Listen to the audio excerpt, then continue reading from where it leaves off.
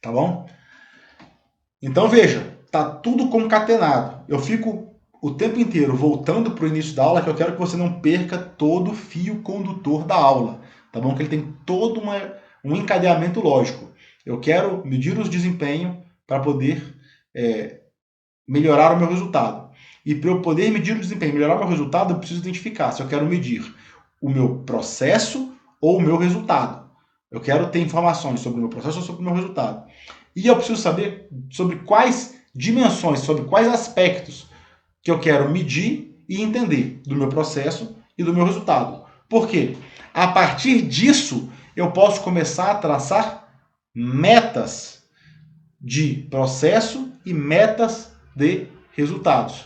E aí eu posso começar a acompanhar a evolução dessas metas. Então veja, é todo um encadeamento lógico. Certo? Eu quero melhorar meu desempenho, aí eu preciso medir o processo, medir o resultado, medir as dimensões, eu defino as metas, eu acompanho as metas e traço planos de melhoria para atingir essas metas, tá? Então tá tudo concatenado.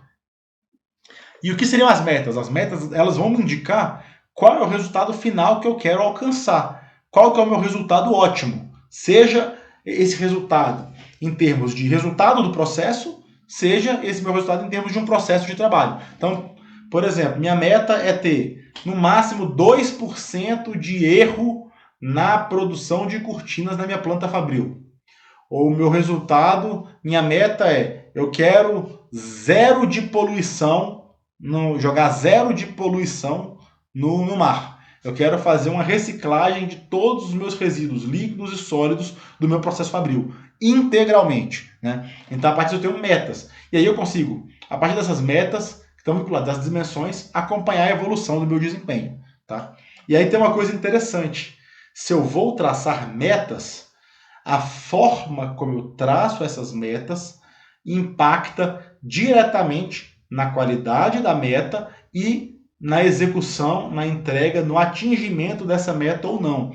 Então a gente fala que tem que se definir metas inteligentes. Vem de um acrônimo em inglês chamado SMART, metas SMART, porque é Specific, Measurable, Attainable, Relevant and Timeable, né? Assim, vem do inglês, que eu tenho que ter metas específicas, ou seja, não tem uma meta genérica. Eu quero aumentar o meu faturamento. Essa é uma meta muito ruim, que é uma meta genérica. Eu não consigo medir e saber se eu atingi isso.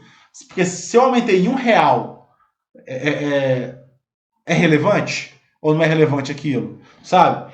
Eu quero aumentar meu faturamento, mas é em relação ao quê? Porque é em relação ao faturamento base de 2022, de 2021, de 1990, sabe? É meu faturamento do ano anterior. Então eu preciso ter uma meta específica. Eu quero analisar 300 processos por mês. Processos de quê? De aposentadoria? É de pensão? É pareceres na advocacia consultiva na área de licitações, lá no NLICO. Não, pareceres administrativos na área de pessoal da advocacia. Então a meta precisa ser específica. Esse é o primeiro ponto. Segundo, a meta tem que ser mensurável. Metas que não são mensuráveis não são medíveis. Né? Como é que você vai medir se atingir aquela meta se ela não é mensurável? Sabe? Você precisa ter uma unidade de medida para aquela meta. Então, se você não quer ter erros na planta fabril, você vai colocar um percentual de produtos com defeito. Se você quer com número de processos analisados, número de posts feitos nas redes sociais do Senado. Essa meta tem que ser medível, mensurável. O terceiro ponto, a meta tem que ser atingível. Porque se você coloca uma meta que é inatingível, ela desestimula a equipe e a pessoa desiste antes de começar a fazer. Né? Ela tem que ser uma meta que seja uma meta realista. Mas ao mesmo tempo que ela tem que ser uma meta que seja atingível, ela tem que ser uma meta relevante. É como eu falei naquele exemplo do faturamento. Eu quero aumentar meu faturamento, essa é a minha meta. Mas se eu aumentar R$ 10.000 num faturamento de R$ 1 milhão por ano, isso é relevante, cara? Isso é 1% do faturamento, talvez seja relevante. Então você tem que colocar uma meta que seja relevante, uma meta que vai gerar uma transformação efetiva dentro da sua unidade. Tem que ser atingível, mas também tem que ser relevante. E por fim, tem que ser uma meta temporizável, tem que ter prazo. Nada sem prazo anda. Então, se você tem uma meta e fala, eu quero aumentar a produtividade do meu setor de 5 processos por mês para 8 processos por mês. Tudo bem, você quer aumentar essa produtividade em quanto tempo? Em 3 meses? Em 6 meses? Em 1 ano? Qual vai ser a janela de tempo que você vai implementar as mudanças que você precisa para que essa meta seja atingível? Ela tem que ter um tempo. Se a meta não tem tempo, ela não é meta. Ela é um desejo, ela é um sonho. Ela vai entrar na lista de desejos, na lista de sonhos e não vai sair do papel. Então você precisa fazer metas smart, metas inteligentes. E tá fora do smart, mas tem um ponto importantíssimo, cara. Toda meta, ela precisa ter um pai. Tem que ter um dono. Sempre, sempre, sempre, sempre. E é um pai. Às vezes você tem meta que 10 pessoas vão trabalhar na meta. 15, 20, 50.